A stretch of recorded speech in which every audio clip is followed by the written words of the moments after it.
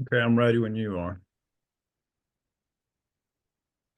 Hello, welcome everyone. Keystone Contractors Association is hosting the fourth and final of the May Mental Health Awareness Month webinar. It's been a great series to date. We've had three very good informational and educational presentations. One was more of a general talk about introducing the topic and getting it talked about within your companies. Second one was pointing the direction as far as resources and where professionals and companies can go to do more within your company and within your industry. And then last week we had one on Narcan, and that's an initiative the KCA is going to be pushing this year during this year's Construction Opioid Awareness Week. We're going to recommend that every construction job site have Narcan on it. Don't know what's happening on the job site or in the public or anywhere around you, and it can't hurt to have a Narcan nearby. So those were the first three. And the fourth and final one, like I said, this is the final episode amongst the mental health awareness webinars titled Living, Working, and Fixing Anxiety and Depression from a Construction Executive. And the KCA is honored to have Chris Linton, who is a construction executive from the southeastern Pennsylvania area. Um, I think everything happens for a reason. And about a month and a half, close to 2 months ago, my phone rang and got a strange number, and I answered it, and it was Chris Linton, and Chris and I spoke, and he has a story to share. And I know I've learned a lot listening to him, and I'm hopeful that the construction industry and those on this call and those that hear this recording can learn as well. Chris is a strong individual, and he's going to share his story today. And I'm looking forward to it, and I hope everyone else is looking forward to it as well. As far as questions go for today, um, Chris has his talk up on the screen, and he's going to go through his notes and share his presentation and share his story, pausing throughout the talk to answer questions. So those can either be asked live, or if you want to put them in the chat, that works as well too. But without further ado, I'm excited and can't wait to hear Chris. So, Chris, the floor is yours. Thank you, John. For those listening, I just want to clarify a couple of things. I expect it's going to be a multi-segment series. And in this beginning, I want to be able to establish what it's like to suffer and try to create a language so that we can all better understand what it's like for somebody that suffers on the very high end of the spectrum of severe anxiety and depression. I'm not an author. I'm not a professional speaker. I'm not a doctor. I'm not a scientist. But what I wrote here is exactly the condition of as I've experienced multiple times. I'll have areas where I stop if anybody wants to ask questions, and you can expect the whole thing to be at least about 30 minutes or so. So my name is Christopher Linton, and I shouldn't be alive. Through today, I am a survivor of severe clinical anxiety and depression. By any measure, I should not be here before you. In October of 2023, I was admitted to a lockdown inpatient ward for the third time. Like before, my depression was unmanageable and had rendered me disabled. They don't really know how it works, but the treatment of electrical shocks to my brain that induced grand mal seizures somehow reconfigures the neural pathways and erased the in-ground thought patterns that I could not control that had crippled me. After 19 days inpatient and several previous bouts of severe depression, I was cured by 5 ECT treatments. I haven't felt depression since. Unfortunately, the anxiety that was already present in me exploded until I was readmitted about 5 weeks later on December 12th, 23. At that time, after 6 days in unit, my psychiatrist said, "Mr. Linton, I'm afraid we don't have anything we can give you that you haven't already tried. And I don't think anything we have will change your thoughts and circumstances. Mr. Linton, I've seen this before, and I'm very concerned that you will kill yourself." The next day I was released. I persisted, and somehow, without traditional explanation, am here today. I'm sharing my experience. The goals are to loot the stigma, explain the circumstances, establish a language to explain the condition, and suggest strategies to save the lives of those that suffer. I can't say that all others share the same experiences that I do, but I imagine that many can identify with and relate to some degree. I want to shed a brighter light and articulate for the sufferers and the caregivers what the experience at an extreme might be like for some. Maybe this information will benefit physicians, clinicians, caregivers, anyone else that struggles to understand this condition. I hope to put a language and explanation to what is yet to be defined. For lack of better definition and language, I want to create a framework reference that can be used to breach the chasm between the experience and the understanding of sufferers and the witnesses. I mean, no arrogance, but rather bare humility that I might validate and benefit others with understanding and ideas to help while they have nowhere else to turn. Anxiety and depression often, but not always, work together in the most destructive collusion beyond imagination. Worldwide, 120 million people suffer, and each year, 181,000 sufferers die of suicide. Year after year, that's about 16,350 people per week, 2,235 people per day that do not survive. That's the equivalent of 4.3 fully loaded jumbo jets crashing every day of the year and killing all souls aboard. National Alliance of Mental Health, NAMI, reports that about 1 in 5 adults, 43.8 million in the United States, experience a mental health condition in a year, and more than 44,000 die by suicide. That's 850 sufferers each day that can no longer endure the suffering and end themselves as the ultimate desperate solution. It is in this moment, in that decision, that we must have shown up. We will need to be there before this decision is put into motion. The sufferers need to have resources, understand what they are going through, and be able to avoid the moment that this fatal decision becomes the only option. It is known that clinical depression and anxiety can be severe, short, and long-term health consequences on those that suffer. These conditions together are the leading cause of disability and production loss in the world. Clinical anxiety and depression are nearly impossible to describe because those that have and have not suffered have no reference to use to understand the condition. There simply isn't a language to describe something that is unimaginable to ourselves and to others. There are those that will be able to relate to and understand what I say. I believe that we can guide them to get the resources and hope that we will enable them to survive. There will be those, including seasoned professionals and the medical faithful, that might disagree and take exception to what I have to say. But my experiences and insights are mine to own and only exist to serve others who suffer. Living through what I can only describe as the very definition of hell would have to no more purpose or meaning if I wasn't able to use it to save another person.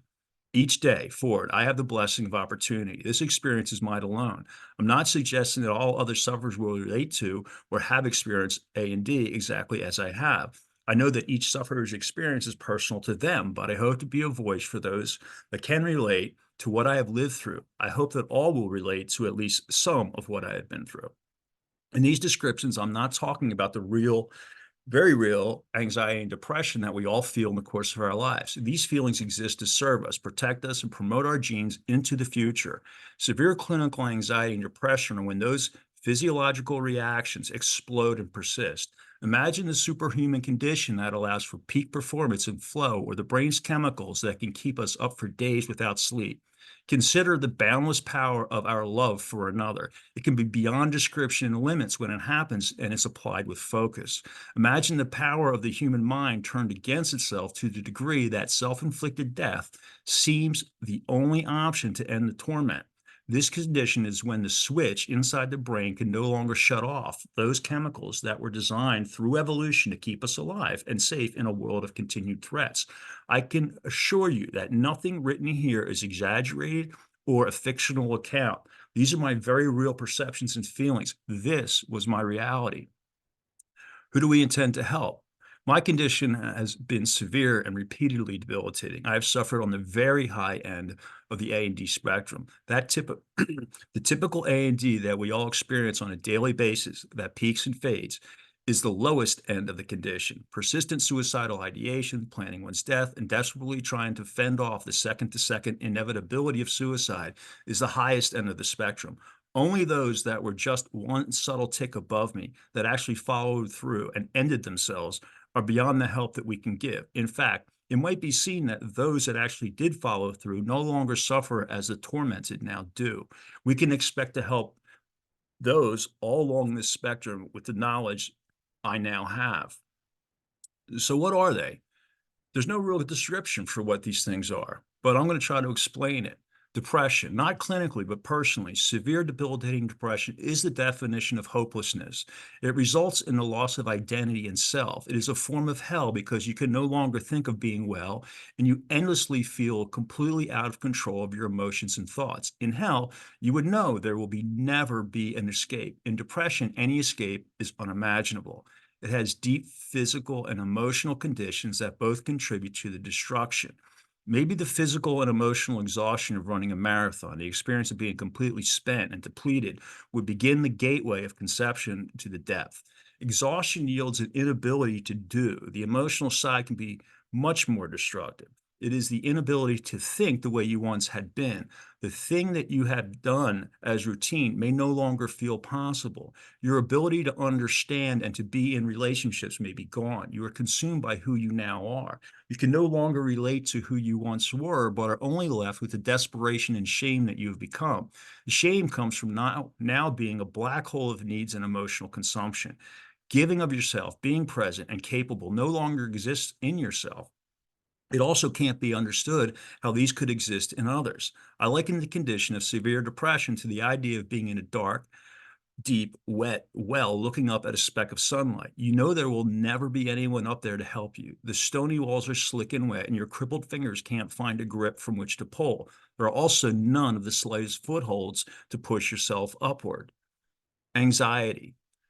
When the adrenaline and related brain chemicals won't shut off. I only have an analogy, a metaphor to explain. Those of you with children can imagine leaving from a sports stadium with 60,000 people all leaving in the same time in the same direction. Imagine your 7-year-old daughter is following behind you up the steps from your seats to the concourse. When you get just paces beyond the steps into the surrounding mob with people rushing all about, you turn to see that your daughter is gone. Immediately, your body responds with a crescendo of panic. Each second that passes, your body makes deeper physiological changes to respond to the fear and the threat. Your pupils dilate, your heartbeat quickens, your blood rushes to your muscles and extremities to respond. You stop digesting food. Your focus becomes a laser address to the ensuing panic. Each second that passes, the fear becomes more and more intense as your mind races in endless directions. Who was near her? What did he look like? Did someone take her? What could happen next? Each second that passes, the thoughts, fear, desperation slam harder and harder into your being. Though it may ebb, it will not stop. Severe anxiety is like how you feel 12 seconds into that experience. In combat, soldiers who usually face the threat and then have some sort of respite, the human body and mind can only endure so much before it breaks. With anxiety, as with PTSD, sometimes the resulting suicide is the only real option to end the suffering.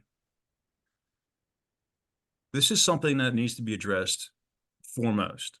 The mistaken characterization of pain. I've heard that suffering of the personal impacts of anxiety, depression, refer to as pain. This is not only a false description of what A&D creates, but it comes completely without a comprehensive description of what the sufferer actually does feel.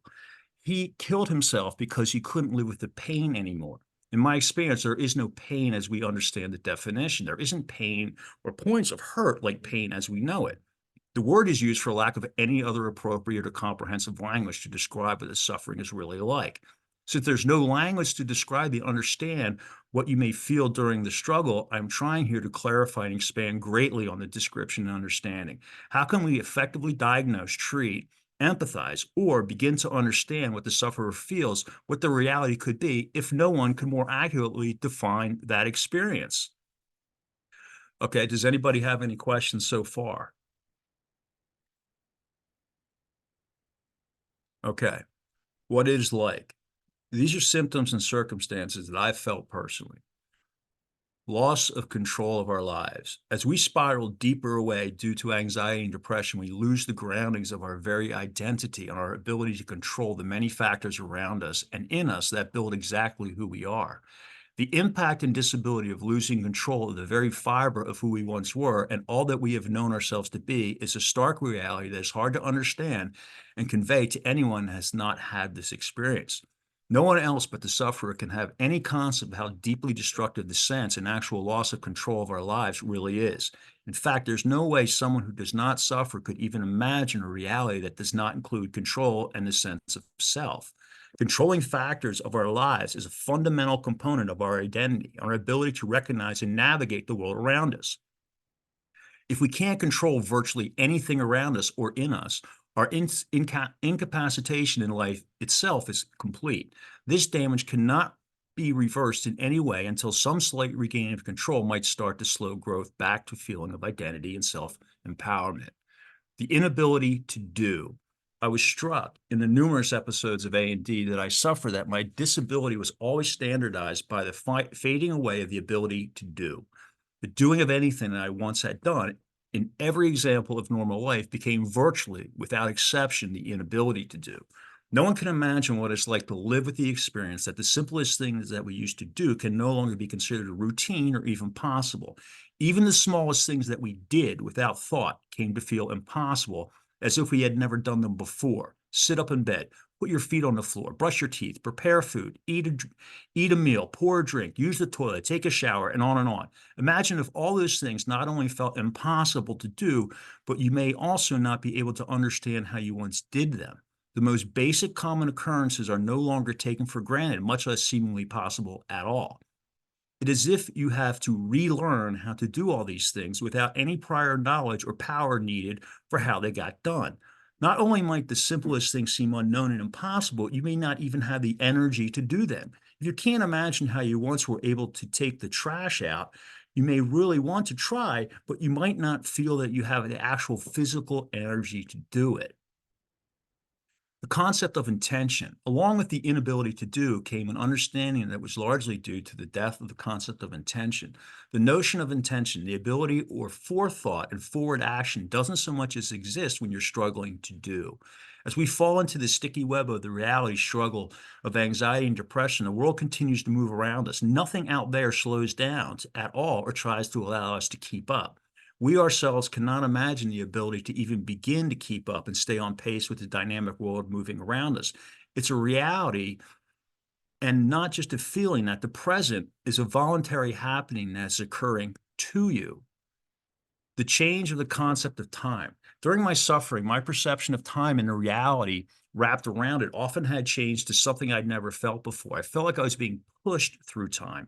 I perceived that everything and everyone around me was flowing through time, almost unaware, but for the dictates that led them to where they needed to be in each of its moments. I couldn't identify with the concept of future because I knew there was nothing there for me.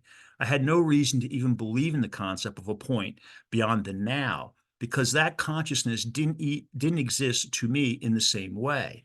Trying to understand the future was only perceptible as a real threat to me.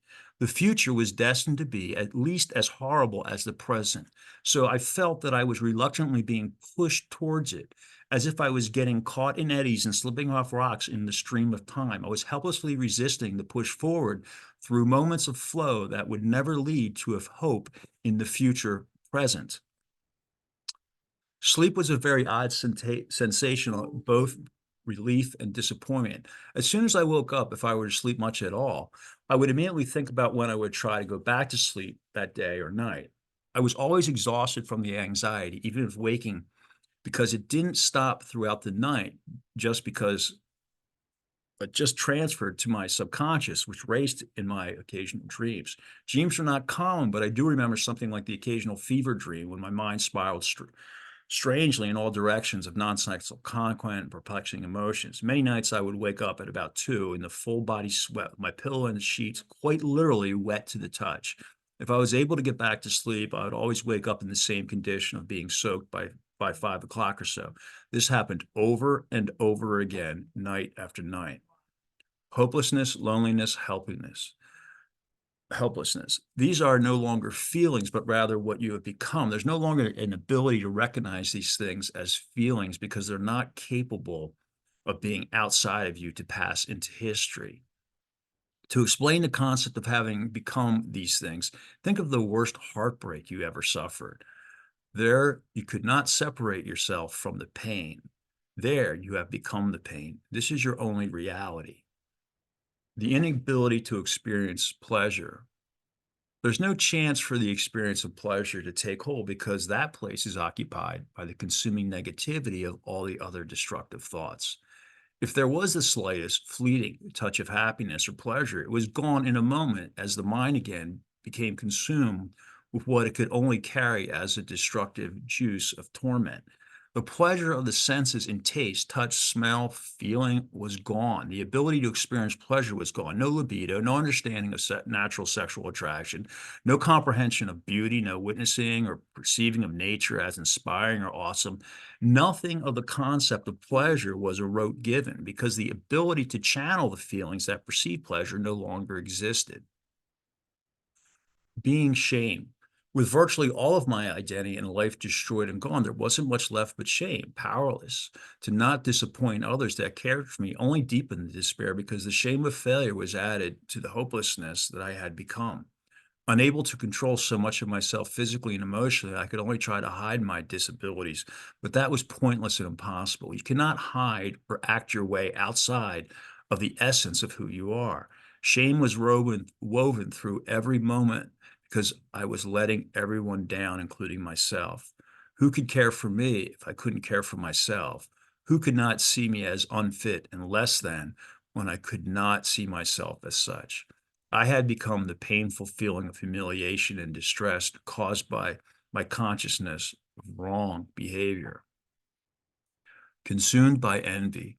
Because my disability was so profound, I saw everyone else as beyond actualized, content, and capable. It was certain to me that everyone, no matter what their lot in life, was better off than me. I couldn't control any of the fibers of who I was, so everyone else was more capable. They were going to be fine and will make and receive all that life had to offer. I will be left behind without any hope of betterment. My envy of others only added to the shame, frustration, and pointlessness of my being left behind. The perception that I had was that I was not only very aware of time, but I was being pushed through time. I was also being left behind. Feeling left behind was a very common truth to all that I perceived in the world around me. Other people, normal thoughts and feelings, hope, belief, faith, capability, and the future itself had all left me behind. I remained there in state, sunken into my despair as it all sailed away into a distance I could no more hope to catch up with or to ever reach. The loss of self-identity.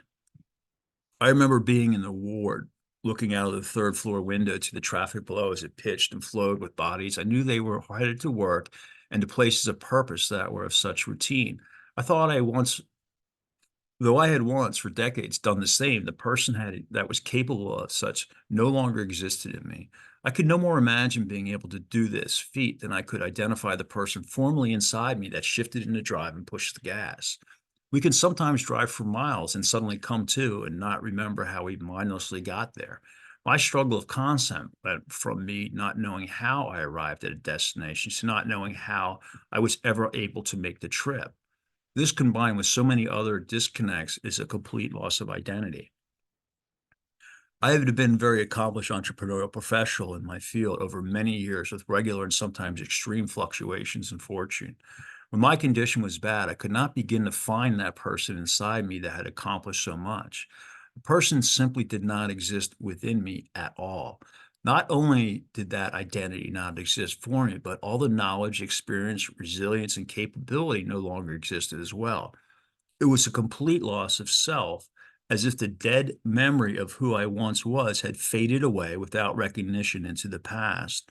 When I was bad, I couldn't remember or identify with what it was like to be normal. When I was normal, I could not remember or identify with what it was like to be bad. In both directions, I could not smell, taste, touch, feel, or even believe what the other condition was. All of these feelings and conditions, and many others, are enclosed in the woefully inadequate description of pain, often used by sufferers for lack of more definition. We now have a greater, though fully incomplete, expansion of that definition. Threat of suicide. When I was in the deepest depths of my suffering, the thoughts of suicide were so pervasive that I would repeat over and over in my mind, literally hundreds of times some days. I had no ability to control the thoughts, and no matter what mantras or distractions I used, the thoughts would immediately come back as if being pushed by some dark force. Losing control of my thoughts and the ability to control what thoughts I had is not something that can be easily explained or understood by others. It is another condition that falls under the common inadequate description of pain. Well, one day, I made the decision that I had to take suicide off the table as an option. I love my family and can never imagine the hurt and pain I would cause them if I ended my life. I couldn't reconcile the suffering I would cause them in my death with the suffering I was enduring by living.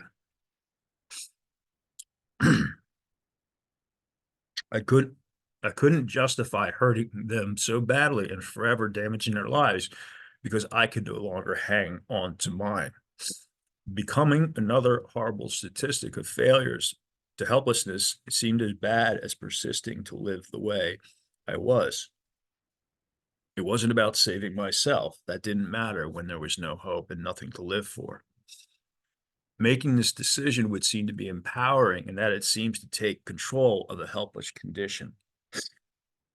In fact, the opposite was true. It made it worse and increased the hopelessness. It took away that option away. If medication, prayer, therapy, ketamine, psychiatrists, friends, and loved ones couldn't save me, then at least I had death as a path out. When I took that away, there was no other option but to continue the suffering without any hope of it changing. It was a self-imposed destiny of perpetual torment and suffering, the definition of hell. Just think positive. When someone suggests that you just change your thinking or think positively. What they don't understand is that it's not a choice to think the way that you do. This may be impossible because the person inside you that was able to think positively no longer exists. They may not even be able to know how to do so. So you end up feeling that despite your inability, you're failing again and letting everyone else down at once. And you are just confirming to yourself and others that you are beyond hope. The perspective of others. Those around you that love you, that care, may want to support and try to rescue you, but have no means to do so. There's no benefit to the feeling of anger and frustration for what they cannot do to help. They can no more likely empathize and act to help you than they can understand what you're going through or what you have become. There are no more, they are no more capable of understanding your thoughts and feelings than you are capable of knowing what it's like to be normal. You're not at all who you once were, and none of the common methods to assist will apply. They are suffering with you, outside you, beyond your reach. They are, at some degree, as helpless as you are. To them, it must seem that you're out of their reach and drifting away deeper and deeper into a darkening well. In a very real way, they're also adrift and fading away from you, as they might also try to struggle towards you.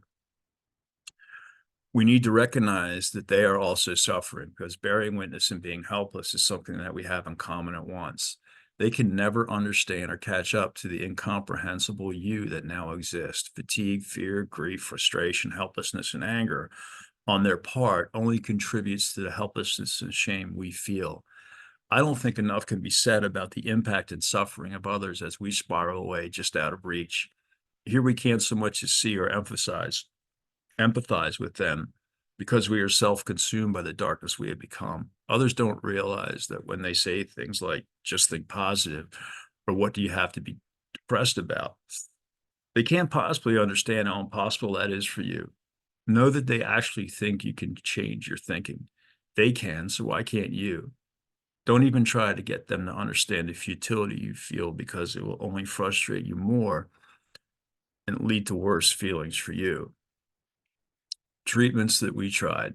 Over the years, the medications I have taken at the direction of my numerous doctors include, and all those I won't have to get into, but at least 30 different medication.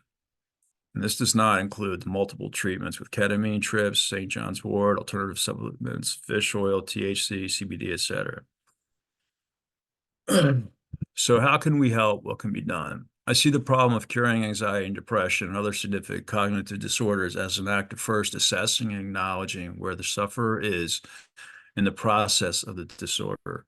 Before we even need to figure out what is causing the problem, we need to figure out where the sufferer is on the spectrum of the malady.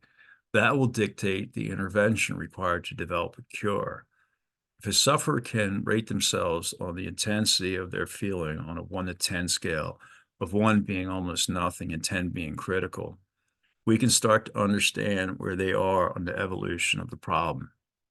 The goal, of course, would be to intervene before it was become a problem at all.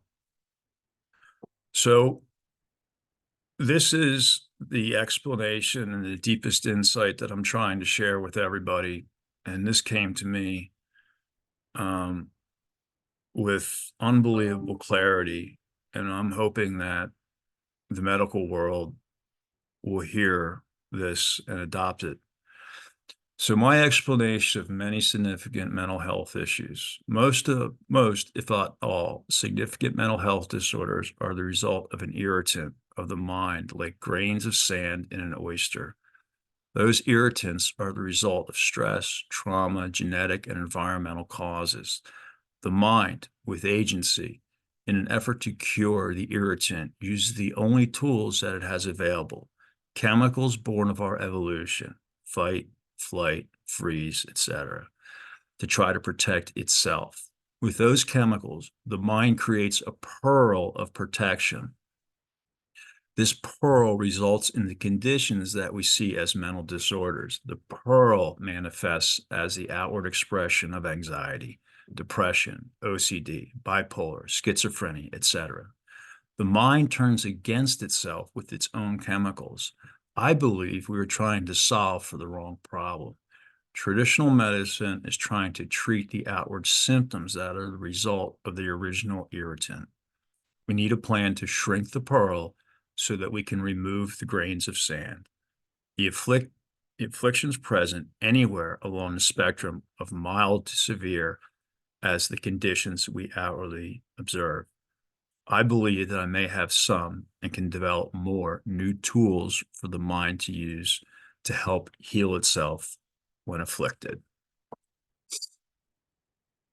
And I'll leave it there because the next episodes are going to be what I think can be done to help shrink that pearl that the mind has created so that we can get at the grains of sand that caused the problem in the first place, and remove those grains of sand and allow the mind to start healing itself.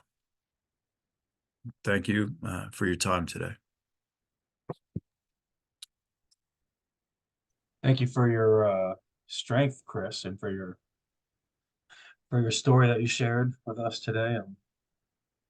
Any questions or comments? I know Seth put a couple questions in the chat. That was early on. I don't know if you want to ask them, Seth, or if you want me to. Or... Sure. I can ask them. I put them in the chat to remember my thoughts.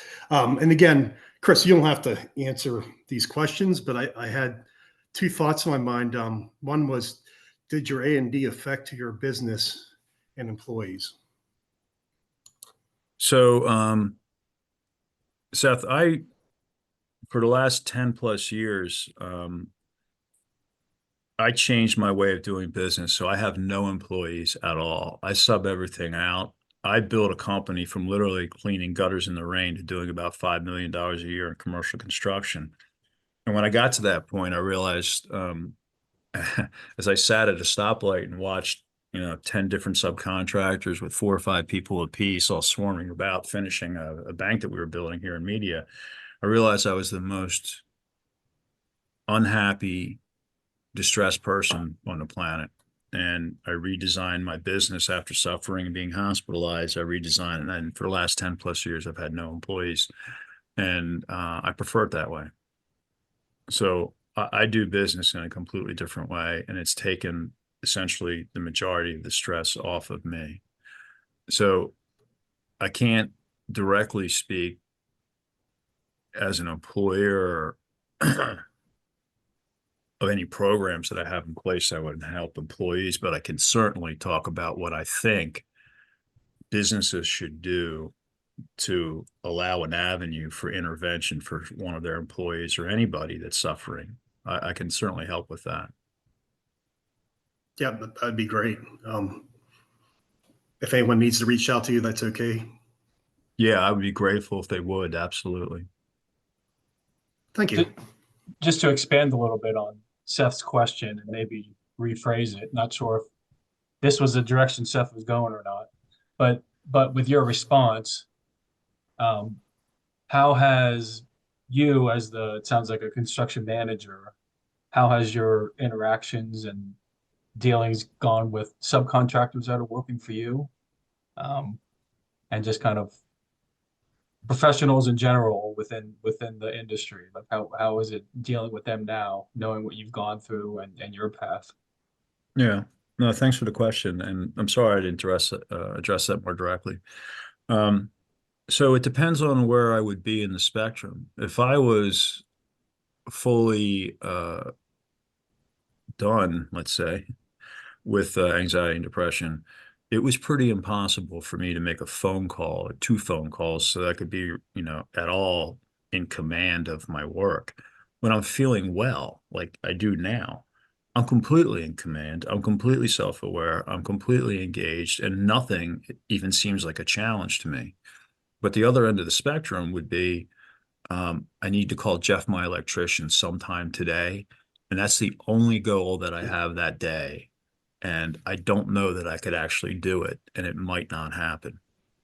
So it's that extreme depending on where I am on the where I was on the spectrum. I hope that helps answer the question. Yes. Yep. Any other questions? And knowing what, I'll ask a second one here.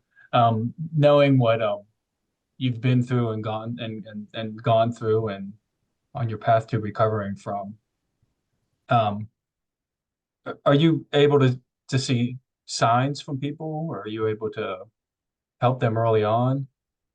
I would absolutely, yeah. I would have no problem or resistance in being able to identify somebody that's suffering. In fact, I can tell you with absolute certainty, I have several people in the trades right now that are suffering, and I'm really concerned about the path that they're on because I can identify fully with where they are. I have a good friend who's also an electrician who's $2 million in the hole. He's been admitted to the hospital with a heart attack. He's in his late 40s, and he's in a place where he should not be. And I've told him that I think I could be helpful to you, but people's willingness to accept help and to believe that it can change and to want it to change and be aware that it would change is extremely hard to do. And it's explainable if you think that somebody ends up in the hospital, whether it's being 302'd or voluntarily, they are at a place where they don't have any choice. They are at a place where they're open to change because either they were told and they were put in the hospital to get change, or they voluntarily got to the point that they could no longer tolerate their situation. But if you're out in the world, you're just going from, hey, maybe I can get some money in today, or maybe I can get another job today, or maybe that guy that's owed me money for 60 days is going to pay me today. So you kind of go from this little fabric of hope to a little fabric of hope, but you never solve the problem as it is. And you can persist that way. Unfortunately, what happens is you're going to end up in the hospital. Your body will respond. And, Jeff had a heart attack, and other people, it manifests in different ways. So the intervention, contractors specifically, but it would apply, in my opinion, to anybody else, is to take control where you can. Jeff's life is completely out of control from a financial, business, self-identity standpoint, all these things. And he seems, unable right now or unwilling to accept the possibility of change. And this is a typical, lead the horse to water, but you can't make him drink. And I'll be here to intervene, and I think I could help him significantly, but I can't do it if he's not ready to to accept that, you know, that change and that possibility.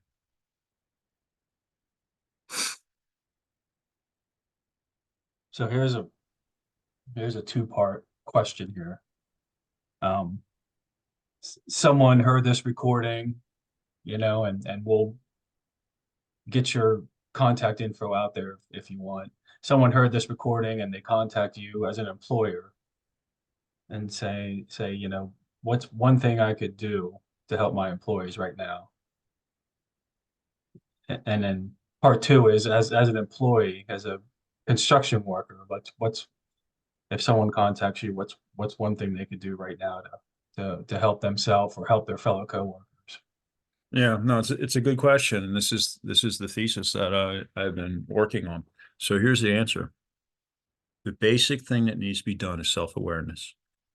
Okay, nothing can take place without somebody being very self-aware of what's going on with them, and then they have to have the intent to change it.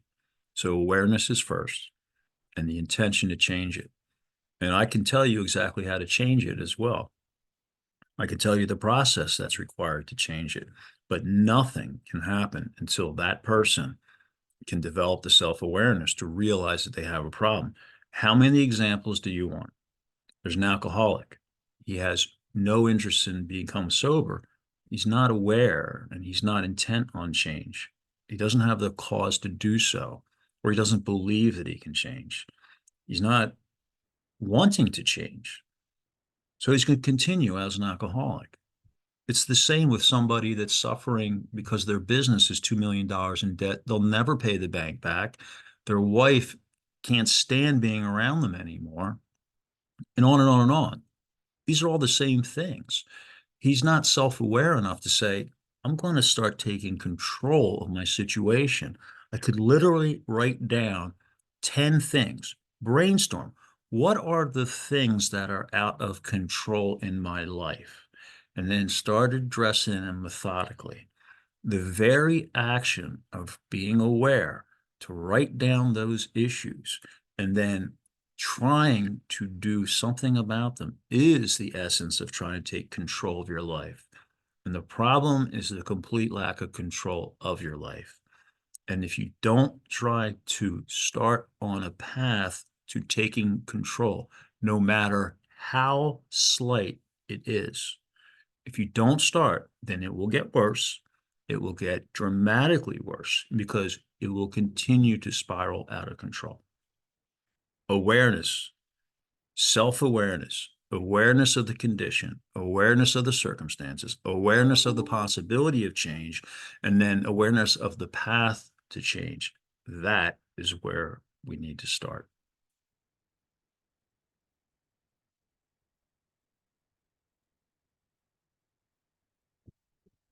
Agreed. Yeah, absolutely.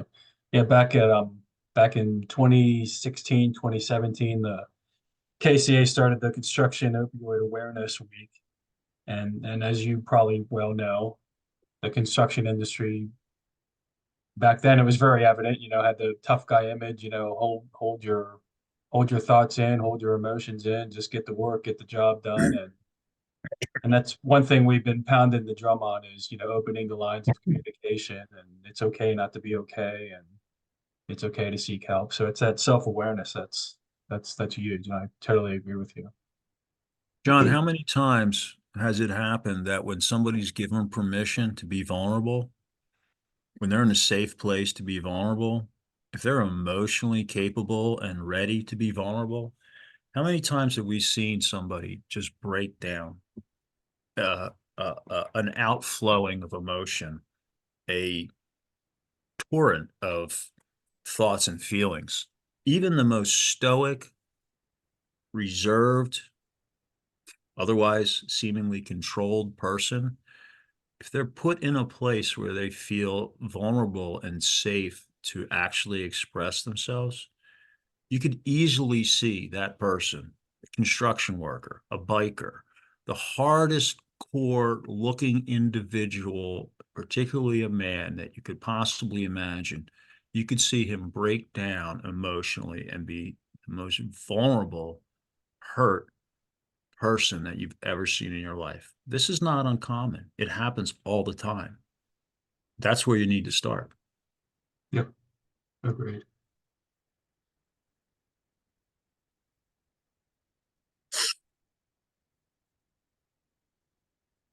Totally agree. And that's some of my favorite things after the early years of launching that campaign is to hearing from those stoic, tough guys, tough guys and girls on the job site, and hearing them reach out to me saying, I never thought I'd be able to talk about this.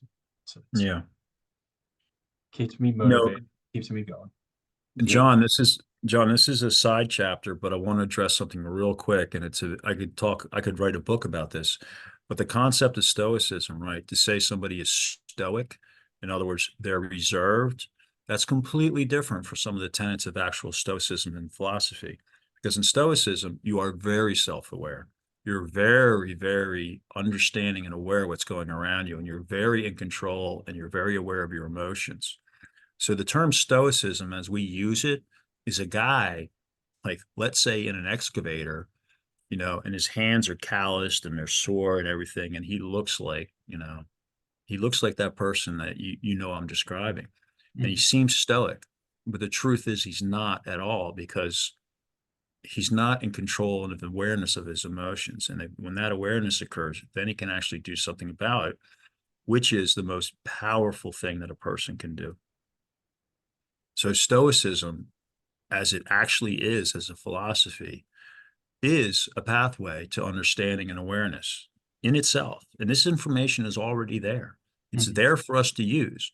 Unfortunately, your brain has nothing to do with it whatsoever. Your brain has no idea that it has the capability of it, because your brain is responding with the only tools that it has that have been developed over millennia on how we respond to stress. That's what's happening. And so stoicism and self-awareness is one of the major tools that we can use to bring somebody back to health, to allow the mind to begin to heal itself. Stoicism is going to be a chapter of how we can address and how we can save people. Thanks for that. Yeah, I agree. I know earlier on some of the series we had earlier, I believe it was Kara. She mentioned that if you think you're a tough guy, a tough girl, it's actually easy to hold in your feelings. It's actually a tough person to acknowledge their issues and acknowledge they need help, and that's actually harder than just holding it in and self-medicating. Well, it's such a simple concept, right? Who's the stronger person? The one that holds it all in, or the one that can stand in front of 4 people and start crying? Exactly. I mean, the answer's obvious, right? How many times I was driving out the expressway, the turnpike, a couple days ago, and 4 pagans on motorcycles passed me, and I thought, I wonder which one of them is not a damaged individual. I wonder which one of them, with all their muscles and threat and their anger and their hostility and all of their intimidation that they bring on to the rest of us, I wonder which one of them is capable of picking flowers and enjoying them. I wonder which one of them is able to cry to one of their buddies and say, I'm really hurt right now. My soul is hurt. My body's hurt. Who I am is hurt. I don't think any of them have that kind of strength at all. I don't think it exists in them. And that in itself is the complete symbolization of weakness. And then they just passed me and, took off at 80 miles an hour or whatever. But that was my perception of what I was seeing.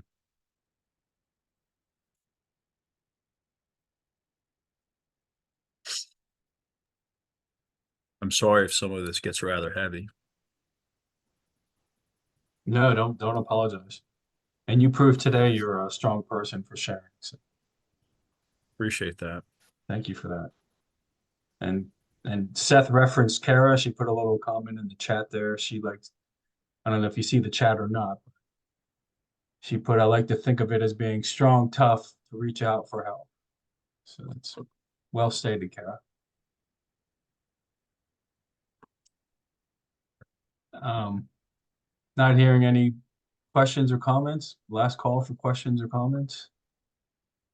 John, this is Howard Bernstein. Yep. I, Go ahead, I Howard. simply want to say thank you for your courage, your sensitivity, and there's a whole lot that you spoke about today. I need to revisit this because a lot of this hits close to home. And the thing that I'm really liked was at the end, your little synopsis, that idea of those grains of sand. And it already has me thinking, what are those grains of sand in my life? And how do I better address those? Because they do irritate me and they do impact me. And I completely get that concept, the tough it up, suck it out, you're a leader.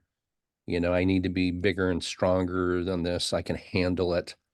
But I just wanted to tell you how much I love that last portion, that you already have my mind racing. And thank you again for your courage and for letting us be a part of this. Yeah, Howard, I appreciate you talking about that. I want to I want to tell you that if you want to reach me personally, I would be grateful, because I would like to have somebody somewhere that I could try to implement some of the thoughts that I have. And I believe without a doubt that I can make change in people's lives. That concept of the oyster and the grains of sand and the pearl, I've never heard it before, right? And I mean this with all humility. I mean this with zero ego. I mean this without any pretense whatsoever. I believe without a doubt in my mind that that analogy, as simple as it is, for lack of a better definition, something close to the E equals MC squared of psychological disorders. I can defend this in almost everything that we see as traditional psychological disorders as they outwardly present, as stress, anxiety, depression, OCD, schizophrenia, alcoholism, PTSD, et cetera, et cetera. They all, in my mind, originate with the grains of sand that the mind is creating a pearl within the oyster. And the thing that people need to understand is the mind does this by its own agency. Anybody that believes that their consciousness and their self-awareness is the end of it is wrong. The mind is doing these things involuntarily. I can give you 100 examples, but just think of if you lost your daughter in the 60,000 people, think of the response that you're having, and your body is racing, and your mind, and you're not digesting food. All these things are happening, and it's happening without you having one conscious thought of making it happen. So how can we possibly suggest that the consciousness that you use to order a cheeseburger or fill your tank with gas, how could we possibly suggest that that's the end of it? How could we say that it would be impossible to think that the mind is unleashing its chemicals onto those irritants? How could it be possible to not recognize this as the simplest explanation for exactly what's happening?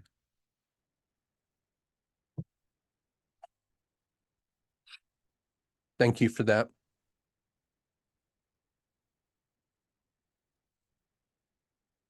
Yes, thank you, Chris. I look forward to continuing the conversation and You're welcome. seeing how we can make a difference. John, I I'm s- just waiting. I'm waiting for somebody to show up that wants to explore this with me. And I would be grateful for somebody that's suffering on the spectrum to say, what do you think we should do? Because I want to test, I want to measure, and I want to clarify the thoughts in my own mind about how to help somebody. And John, I told you this early in our conversations, that my suffering and what I've been through, and it is with no exaggeration whatsoever, that I should not be here. And to be clear, if it's not clear already, I know why people are not here. I know why they end themselves over and over and over again. I know this. But the only cause or only reason for my suffering and what I've been through, and the only reason I'm still here, is to help other people. Nothing else really matters that much to me. Everything else will fall into line. Everything else will be okay. But my purpose here is complete if I can help one person. If I can help one person, maybe I can help two. That's my calling. So I know that I'm just waiting, and I'll put it out to my higher power, and I can discuss that at length if anybody's interested, is that if this is what's supposed to happen for me, and this is why I'm here, that in fact, those doors need to open, those windows would need to open, and the people that are looking for help and they're ready to receive it, I'm here to do that. I'm here to lead wherever this path takes me. Doesn't matter where it goes. I'm going to do it. And I just hope that my feelings are correct, and that, through other people, the difference can be made. And I want everybody here to know that this is the first time that I've presented anything that I've learned here publicly in any format whatsoever. And I hope that it's the beginning of a real change in the circumstances that present themselves as severe anxiety, depression, and mental disorders.